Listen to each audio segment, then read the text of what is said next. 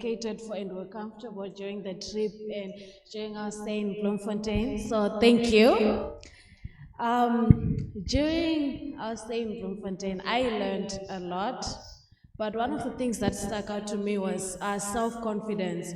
I realized that my identity in God, my Father. Then why should I not have self-confidence?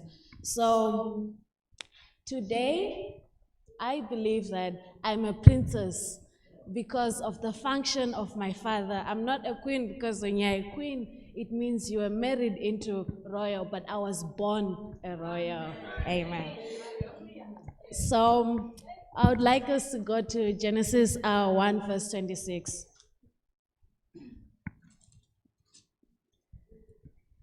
Genesis 1 verse 26 reads, Then God said, Let us make man in our own image, according to our likeness, and let them rule over the fish of the sea, and over the birds of the sky, and over the cattle, and over all the earth, and over every creeping thing that creeps on the earth.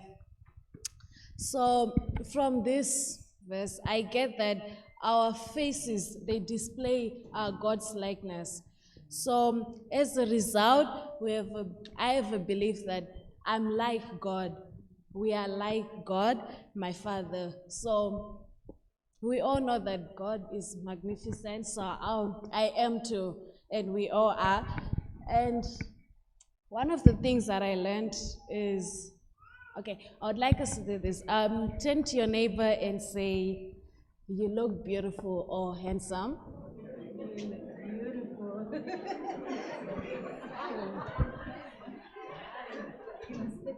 And I want you to reply back saying, oh, I know.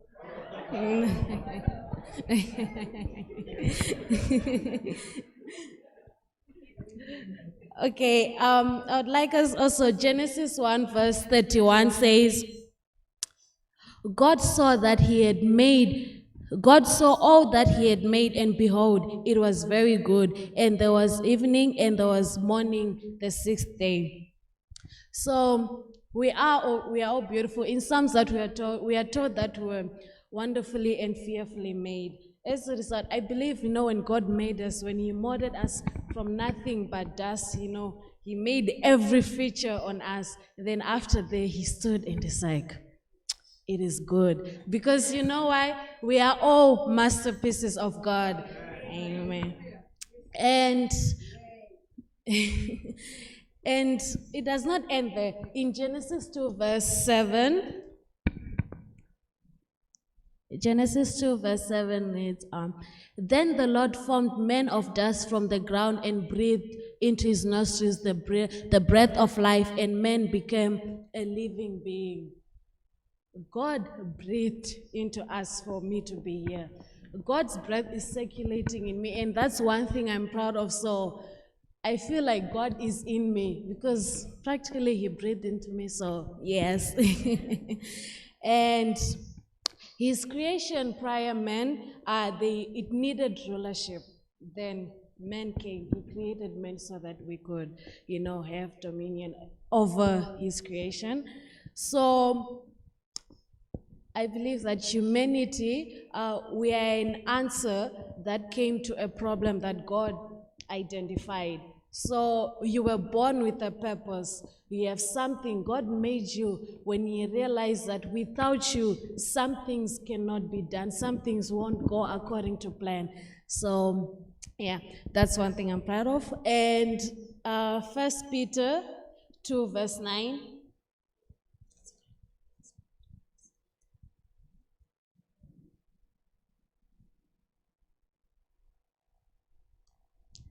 1 Peter 2 verse 9 says, But you are a chosen race, a royal priesthood, a holy nation, a people for God's own possession, so that you may proclaim the excellencies of him who has called you out of darkness into his marvelous light. I am chosen. You are chosen. I am royal. We all are royal. I am a chosen one. I am a holy being. That's what I believe. And I cost Jesus' life. Therefore, no currency or price can be put on me. Thank you. I am chosen, I am God's workmanship, and I am his masterpiece. Yom, arise, arise, shine. Okay, we shall be led by our chorister in singing hymn number 625. The first and the last stanza. May the church rise, and may we sing this song like we are royalty. Amen, church? Amen.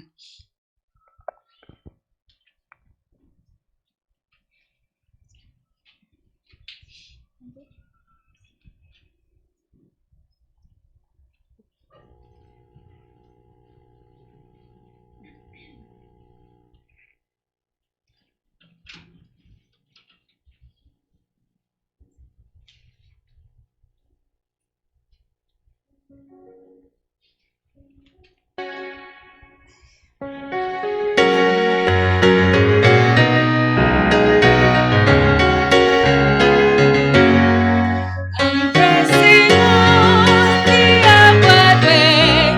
New heights I'm gaining every day. Still praying as I onward bound. Back on my feet on higher ground.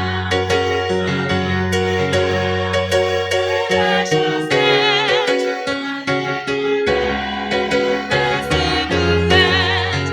A higher plane that I have found.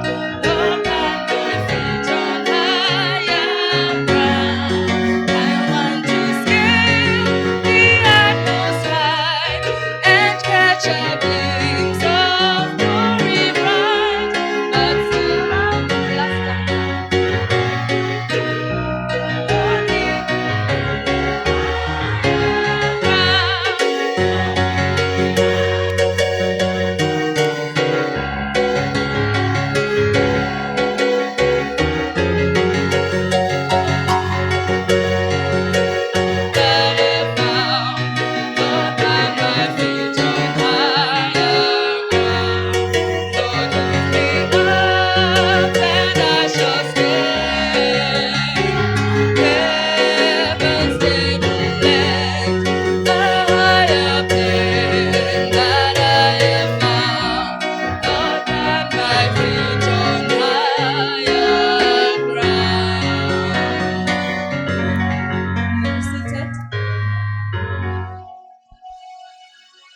We shall listen to our next speaker. Happy Sabbath. Happy Sabbath. Show some teeth, people. Happy Sabbath. Yes, this is my chance. As the daughter of the Most High, I'm standing before you. Since Thursday, I've been told you have an identity. You must stand proud. So here I am. I went to Bloemfontein. I was told, you are a princess. No one can take away your title from you. Until death, you are a princess. Yes. Okay. The lessons that I took from Bloemfontein, I took all the symbols that bring the message down to reality. Yes. We were taught that we need to shine. And we were taught how to shine. We were taught when to shine. And we were even told why to shine. And I'm going to share with you these things. We were taught that to shine, sometimes we need darkness. It's true. Take the stars, for example. Do you know, as we sit right now, the stars have not stopped shining. They are still shining. It's just that our eyes, they are distracted by the sun, so they cannot see the shining of the stars. But come darkness, that's when they will shine as bright as they can. And here we are. Do you know how far the nearest star is? I don't even know, because it's a number, and me and numbers are not good friends. I can't even pronounce it, because if I start, I'll be biting my tongue. It's that far. It will take hundreds and hundreds of years for a baby, even if we were to take a baby and say, Abby, do you want to go to the stars? Abby will grow old, and she will turn back and say, I couldn't get to the stars. Even if we were to make a house and put everything that she needs, and we have families in there, it will take many generations. Probably they'll forget by the time they get there. Yet we still see the brightness of the stars. We were told that our shining does not mean we need to take away from others. I can shine, Rutendo can shine, Auntie Mo can shine, all at the same time. Look at the stars again. When they shine brightly together, we cluster them into constellations. We call them the Milky Way because they are working together in their brightness to shine and show their brightness to the world. So we are reminded that when you shine, make sure that you don't step on anyone's head. You shine as bright as you can and allow the person next to you to shine. If you have to polish them so that they shine even brighter, it is our duty to do so. And then we were told how to shine. Now, this is very important. There are two things involved for us to shine. First, we need to live our purpose. And to live our purpose, we go back to creation, why we were created. And there's a symbol that we are all going to do, just 2 seconds. Okay.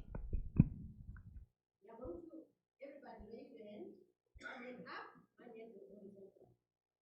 Now, through life, you need to remember that this is why we were created. This hand is there to show that we must honor God always. We must do what? Honor God. Yes, always. We give glory to God, we honor Him with all our might, with all our being. And now this hand that is horizontal, it is there to serve humanity. Yes. Whatever we do, we honor God, and when we have honored Him, He's going to give us His Holy Spirit, and then we are going to serve humanity. And then we will see God's glory. Amen, church. Now the second thing. There is a speed at which you're supposed to do these things. You don't just honor God like this. Okay, I am honoring Him. People will even look at you and bring you an ambulance and say, do you need help?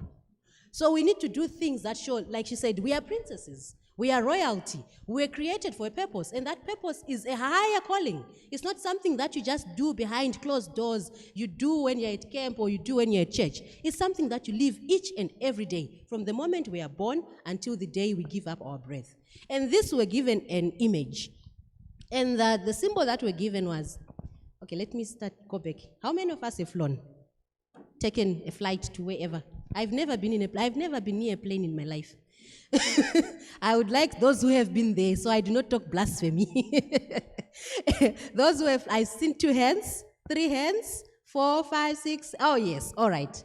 Do you understand the mechanics of takeoff? Okay? And you trust the pilots that they will do their job. What? Have you ever wondered what the pilots will be doing in that cockpit as they are flying you off into the sky? Can anyone share to me what you imagine the pilots are doing inside there? Do you think their hands are on the controls? They are twiddling things? They are doing what? What do you think? Anyone? Do you trust that he's making sure the plane goes how it's supposed to go?